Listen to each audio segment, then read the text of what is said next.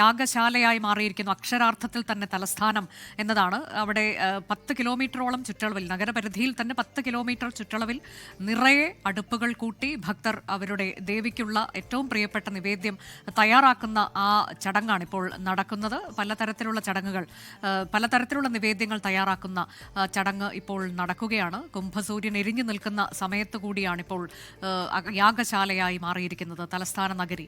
ഞാൻ പോകുന്നത് റിനു ശ്രീധറിലേക്കാണ്. റിനു ഉള്ളത് സുരേഷ് ഗോപിയുടെ വസതിക്ക് മുന്നിലാണ്, ശാസ്തമംഗലത്ത്. റിനു, അവിടെ എല്ലാ വർഷവും അദ്ദേഹത്തിന്റെ കുടുംബാംഗങ്ങൾ പൊങ്കാലയിടുന്നത് നമ്മൾ കാണാറുണ്ട്. ഇത്തവണയും മാറ്റമില്ല.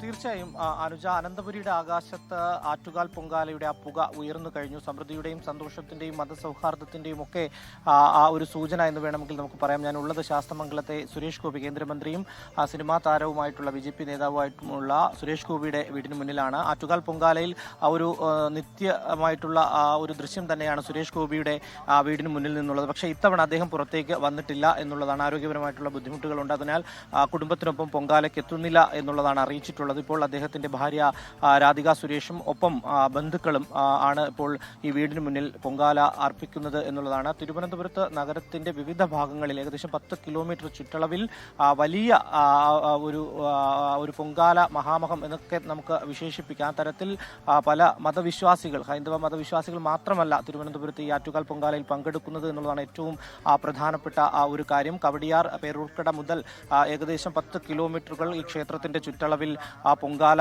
സമർപ്പണം ആരംഭിച്ചു കഴിഞ്ഞു. ഏകദേശം 2:30 കൂടിയാണ് ഈ നേദ്യം ഉണ്ടാവുക എന്നുള്ളത് ഔദ്യോഗികമായി അറിയിച്ചിട്ടുള്ളത്.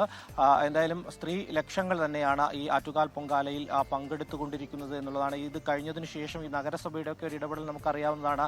ഇനി ഈ നഗരം ശുചിയാക്കുക എന്നുള്ളതാണ് ഏറ്റവും പ്രധാനപ്പെട്ട ആ ഒരു കാര്യം. അതിനുവേണ്ടി പ്രത്യേക സംവിധാനം തന്നെ ഈ കൃത്രിമ മഴ ഉൾപ്പെടെ പെയ്യിപ്പിച്ചുകൊണ്ടാണ് ഈ നഗരത്തെ ഒരു ശുചീകരണത്തിലേക്ക് കൊണ്ടുപോവുക എന്നുള്ളതാണ്. അതീവ സുരക്ഷയും ഒരുക്കിയിട്ടുണ്ട് പോലീസ്. ഈ തിരുവനന്തപുരം നഗരത്തിൽ ഈ 10 കിലോമീറ്റർ ചുറ്റളവിൽ തന്നെ ഏകദേശം 3000-ലധികം പോലീസുകാരെ ഉൾപ്പെടെ വിന്യസിച്ചുകൊണ്ട് ഇവിടെ എത്തുന്ന സ്ത്രീ ഭക്തജനങ്ങൾക്ക് സുരക്ഷ ഒരുക്കുന്നതിന് വേണ്ടിയിട്ടുള്ള സംവിധാനവും ഒരുക്കിയിട്ടുണ്ട്. നഗരസഭയും സംസ്ഥാന സർക്കാർ വിവിധ വകുപ്പുകൾ ഏകോപിപ്പിച്ചുകൊണ്ട് ഈ സ്ത്രീജനങ്ങൾക്ക് വേണ്ടിയിട്ടുള്ള ഒരു സൗകര്യം ഒരുക്കിയിട്ടുണ്ട് എന്നുള്ളതാണ് നമുക്ക് ദൃശ്യങ്ങളിൽ നിന്ന് വ്യക്തമാണത്. കാരണം അല്പസമയം മുമ്പൊക്കെ തന്നെ അന്തരീക്ഷം വളരെ ക്ലിയർ ആയിരുന്നെങ്കിൽ ഇപ്പോൾ ഈ പുക പടലങ്ങൾ കൊണ്ട് നിറഞ്ഞിരിക്കുന്ന ആ ഒരു കാഴ്ചയാണ് നമ്മൾ കാണുന്നത്. എന്തായാലും ഞാൻ ഉള്ളത് സുരേഷ് ഗോപിയുടെ വീടിന് മുന്നിലാണ്. അദ്ദേഹത്തിന്റെ ഭാര്യയും കുടുംബാംഗങ്ങളും ഇപ്പോൾ ഈ പൊങ്കാല അർപ്പിക്കുകയാണ്. അനുജ, അതാണ് ശാസ്തമംഗലത്തു നിന്നുള്ള വിവരങ്ങളാണ് റിനു ശ്രീധർ നൽകിയത്. സുരേഷ് ഗോപിയുടെ കുടുംബാംഗങ്ങൾ പൊങ്കാല അർപ്പിച്ചിരിക്കുന്നു പതിവ് പോലെ തന്നെ.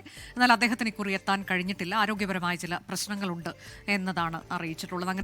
ലോകത്തെവിടെയായാലും ഏത് സമയത്തും 24 വാർത്തകളും ഓഗ്മെന്റഡ് റിയാലിറ്റി പാക്കേജുകളും എക്സ്പ്ലെയിനറുകളും വിശദമായി കാണാൻ ഞങ്ങളുടെ YouTube ചാനൽ നിങ്ങൾക്ക് സബ്സ്ക്രൈബ് ചെയ്യാം.